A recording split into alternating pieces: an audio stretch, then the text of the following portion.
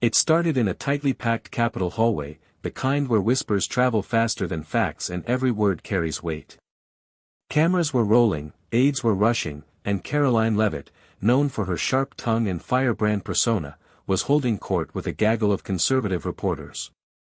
Kash Patel, former national security official and frequent media target, happened to walk by. Calm, composed, and focused, he was heading to a closed-door session regarding classified oversight. Someone asked Leavitt about Patel's recent statements on foreign interference and his criticism of certain legislative actions. That's when she dropped the grenade. With cameras still on, she smirked and said, loud enough for the press to hear, maybe he should worry more about his homeland and go back to India. For a split second, the hallway froze. Microphones caught the words. Staffers exchanged wide-eyed glances. The silence was deafening, until the clicks of reporters' keyboards broke it. Kash stopped in his tracks. Without turning, without raising his voice, he slowly pivoted on one heel, looked Leavitt dead in the eye, and said something that no one in that hallway would ever forget. You just woke up the one person in this building who knows exactly how to take down people like you, legally, strategically, and permanently. A chill spread across the corridor. Leavitt's smirk faltered. And across America, that single exchange was already exploding across news feeds. By the time Kash Patel reached the secure conference room, his phone had already buzzed nearly a dozen times. News outlets were scrambling. Hashtags like hashtag go back to India and hashtag Kash strikes back were trending on every platform. Clips of the hallway exchange looped endlessly on cable news. Inside, he remained unfazed. What's going on out there? Asked Representative Byron Collins, noting the storm brewing beyond the glass walls. Kash didn't answer. Instead, he calmly opened his folder and slid across a thick dossier marked confidential. But even as the committee began, staffers were already whispering. Word had gotten out. Karoline Leavitt's remark wasn't just a poor choice of words. It was a strategic misstep with consequences far beyond media headlines. Meanwhile, on the Hill, Leavitt's team was scrambling. Her communications director, pale and stuttering, tried to run damage control. She was joking, or at least, making a political jab, but the damage was done. Even staunch conservative allies were distancing themselves, and Leavitt's own party leadership had gone radio silent. Inside a private office just 3 blocks away, Kash sat down with his longtime legal advisor, Amy Blanchard. She handed us the keys, Amy said, flipping through printed transcripts. Do you want to move quietly or make this public? Kash leaned forward, voice even, I gave her a warning. She didn't flinch. Now we educate her, and the rest of the country, on what consequences actually look like. Less than 24 hours after the hallway confrontation, Kash Patel released a video from his home office. No flashy graphics. No political theatrics. Just a single camera, a quiet room, and a sharp, deliberate tone. Yesterday, I was told to go back to India by someone who apparently forgot that patriotism isn't based on your skin tone, your ancestry, or your heritage. It's based on your actions, and mine have been in service to this country for over 2 decades. He paused, then leaned in slightly. But words don't bother me. What does matter is how often those words come from people who are hiding far more dangerous truths. With that, he held up a red folder and tapped the cover with one finger. I wasn't going to release this. But Karoline Leavitt's comment gave me clarity. If people like her want to question who belongs in this country, maybe it's time we question who's actually serving it. That was the cue. Within hours, major outlets received leaks of a detailed investigative file compiled over several months by Patel and his private intel team. It wasn't just about Leavitt's comment. It was a deep dive into suspicious offshore campaign donations, quietly buried votes tied to foreign lobbying interests, leaked internal emails suggesting coordination with anonymous shell packs. The media had a feeding frenzy. What began as a cultural flashpoint had turned into a potential ethics scandal. Karoline's office refused to comment. But Kash wasn't done.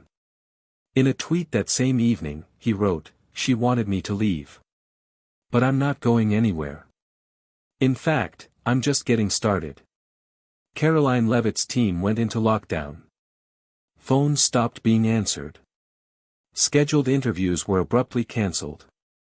Her official press secretary issued a dry, vague statement: "The Congresswoman believes all Americans, regardless of background, have the right to serve and participate in public life." She has no further comment at this time. But the damage had already taken root.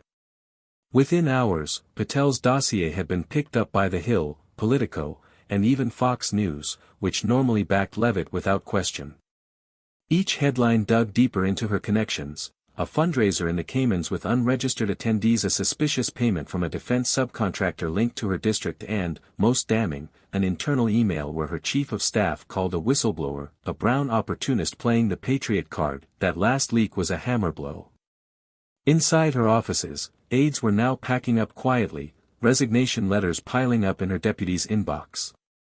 Several longtime donors issued public statements distancing themselves, while others demanded a full investigation into campaign compliance.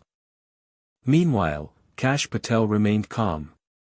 During a sit-down with PBS, he said, "This isn't personal. This is about principles. I took an oath to defend this country, and that doesn't expire when I leave government. It sure as hell doesn't expire when someone tells me I don't belong." By the end of the day, the Ethics Committee announced it would launch a formal review. And Karoline? She was nowhere to be found.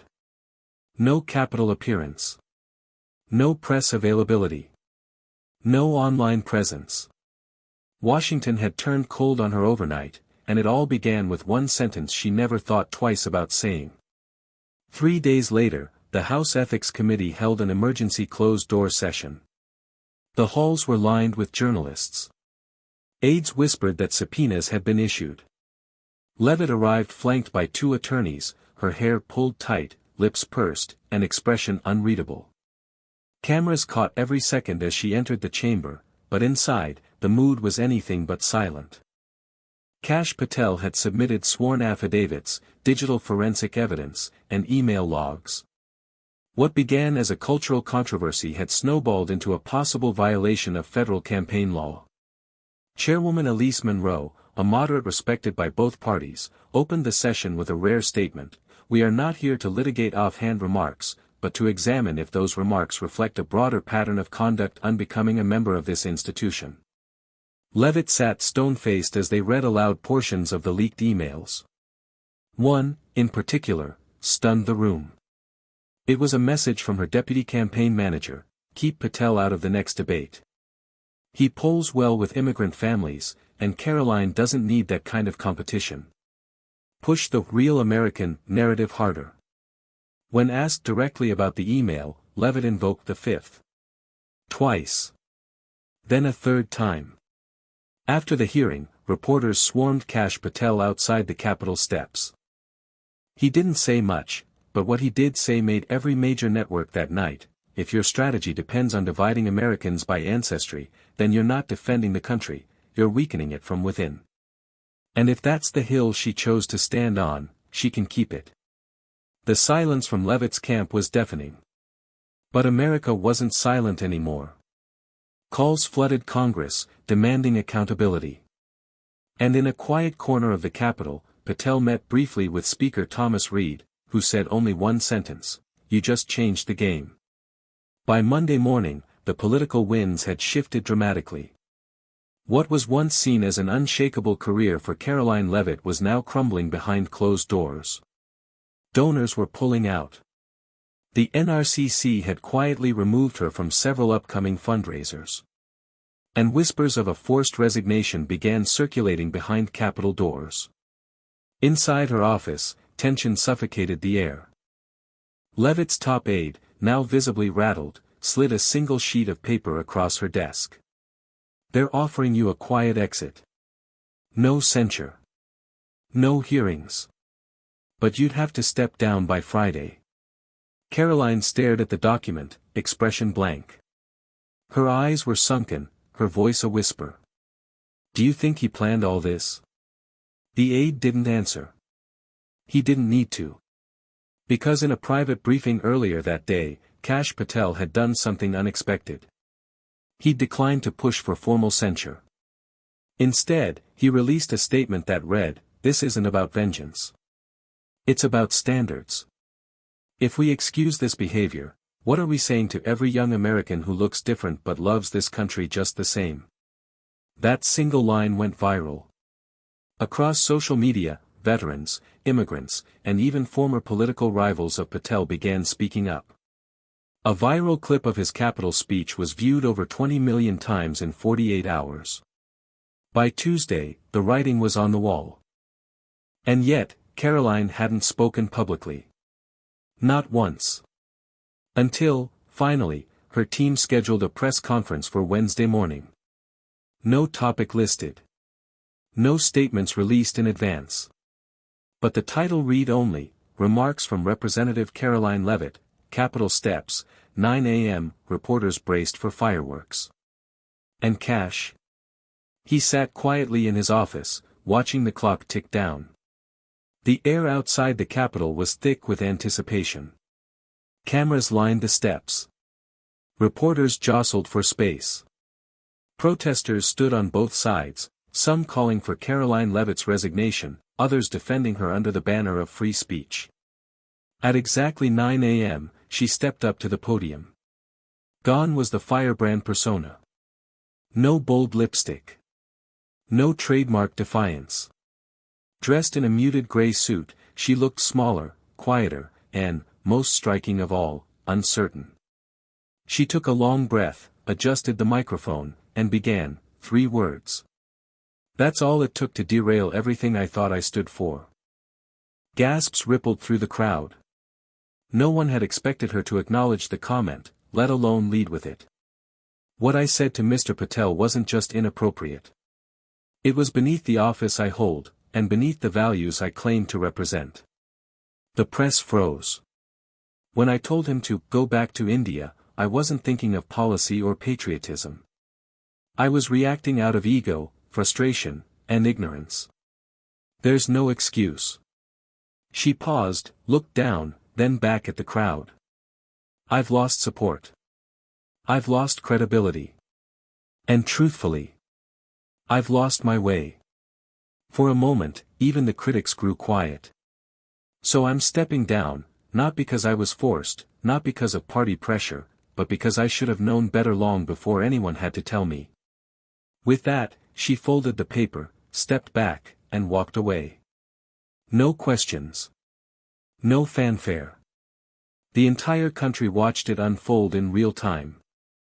And minutes later, a notification lit up millions of phones. Karoline Leavitt submits official letter of resignation to House Speaker. Inside his office, Kash Patel closed his laptop.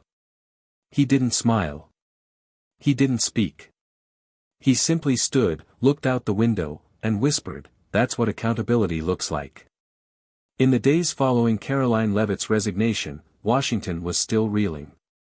Commentators on both sides struggled to place what had happened. It wasn't just the collapse of a rising political figure, it was the rare moment when dignity had eclipsed drama, and truth had silenced tribalism. But for Kash Patel, this was never about headlines. He declined every major interview. Turned down book offers.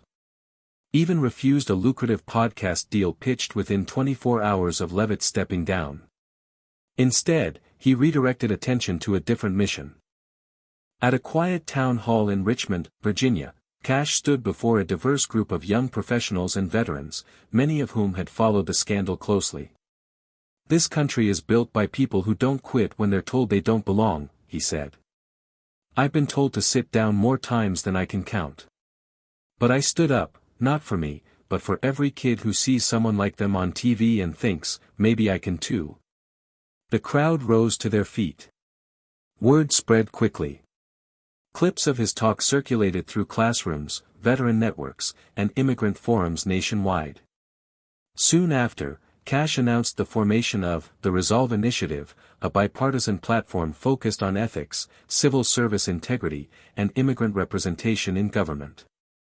Meanwhile, Leavitt was nowhere to be seen. She'd left DC quietly and deactivated all public social media accounts. Her name faded from headlines, but not from memory. Some whispered of a comeback. Others said she was done for good. But for those who had watched the entire ordeal unfold, the lesson was simple: one careless insult had cost her everything. One measured response had changed the country.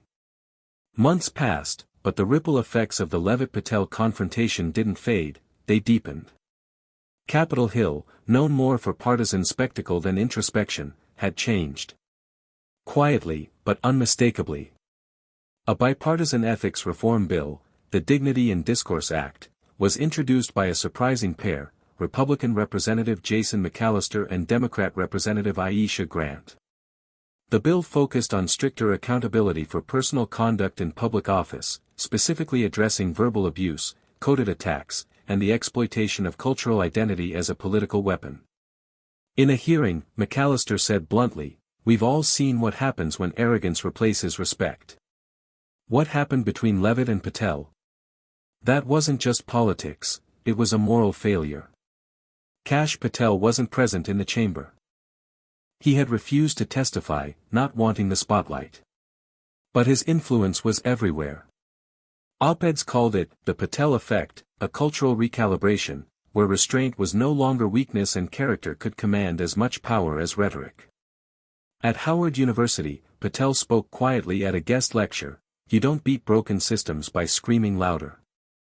You beat them by refusing to break with them." And still, the public asked the same question: would he run? Speculation swirled: Congress, Senate, maybe even a cabinet position. But Kash remained cryptic, saying only, "I serve where I'm needed. Not where I'm applauded." Meanwhile, Leavitt had resurfaced, briefly. A photo appeared in a local Maine newspaper of her volunteering at a food pantry. No interviews. No statements. Just silence. And in that silence, perhaps, a trace of humility. But in DC, the message had already landed. One man had taken a slur, and turned it into a standard. It was a rainy morning in Washington when Kash Patel returned to the Capitol, not as an official, not for testimony, but as a guest speaker at the National Civics Leadership Forum. The auditorium was packed with young interns, congressional staffers, journalists, and even a few quiet members of Congress who'd once doubted him. As he stepped to the podium, the crowd hushed. No teleprompter. No flash. Just Patel, steady as ever. "I never set out to make someone resign. I didn't seek revenge. I just answered an insult with accountability. And the system responded, not because I'm special, but because truth still matters. Quiet strength still matters." He looked across the room, locking eyes with the next generation of leaders. This country doesn't belong to one face, one voice, or one background. It belongs to all of us. But only if we fight for it with integrity. The applause didn't just fill the room, it thundered. No chants. No slogans. Just a standing ovation that said more than politics ever could. Afterward, as he exited the building, a reporter caught up with him and asked the inevitable, "Do you regret how it all played out?" Kash paused, rain pattering against his jacket. "Regret? No. But I do hope she learned something. Because I certainly did." "What's that?" the reporter asked. He smiled. "That sometimes the most powerful weapon in Washington, is knowing when not to swing back." He walked off into the drizzle, jacket collar up, disappearing into the streets of a capital that, for once, felt just a little more honorable. 2 weeks after the forum, Kash Patel received a thick cream-colored envelope in the mail. No return address. Just his name, handwritten, in neat, formal script. Inside was a letter. Short. Personal. Unapologetically direct. It was from Karoline Leavitt. "Mr. Patel, I've spent the past few months in silence, not because I was silenced, but because I needed to listen. To what I said. To what it meant. And to what it revealed about myself. You were right, words carry power. I used mine carelessly. You used yours carefully. And the difference between us made all the difference to this country. I don't expect forgiveness. I don't seek redemption. I just wanted you to know, I heard you. I really did. Karoline Kash read it twice. Then folded it slowly, placed it in a drawer, and locked it without saying a word. Later that evening, during a panel on civic responsibility, an audience member asked, "Do you believe people like her can change?" Kash took a breath, then nodded. "I believe anyone can. But they have to want it. Not for politics, not for press, but for themselves. That's where it starts." He never mentioned the letter. But he didn't need to. Because sometimes, the real victories happen quietly, off camera, off stage, and far from the roar of headlines. And sometimes, those victories echo the loudest. 6 months later, the halls of Capitol Hill buzzed, not with scandal or smear campaigns, but with a rare sense of clarity. The Leavitt Patel incident had reshaped how the public viewed power, prejudice, and restraint. The Dignity in Discourse Act, once dismissed as symbolic, passed with overwhelming bipartisan support. It established a new code of conduct for elected officials, addressing not just financial ethics, but verbal conduct and cultural accountability. Kash Patel stood beside Speaker Thomas Reed as the president signed it into law. When asked to speak, Patel kept it simple: "This law won't fix everything. But it's a line in the sand. And sometimes, a single line can stop a flood." He didn't stay for the after-party. Instead, he walked quietly to the National Archives, where a new temporary exhibit had just opened, Voices That Shifted Power. Among the displays, a looped video of his Capitol hallway exchange with Karoline Leavitt, the red dossier that started the ethics investigation, and a transcript of her resignation speech. At the end of the exhibit stood a quote etched into a backlit wall: "Patriotism isn't where you're from. It's what you do when the country needs you to stand tall." Kash Patel visitors paused, stared, and reflected. Some were inspired. Some were sobered. But none left unaffected. As Patel exited the building, a group of high school students recognized him and ran up. One asked, "Are you going to run for president one day?" He chuckled softly. "Not unless I completely lose my mind." Then he stopped, looked at them seriously, and said, "But one of you might." He shook their hands, turned, and disappeared into the crowd, just another citizen walking through the city he helped change.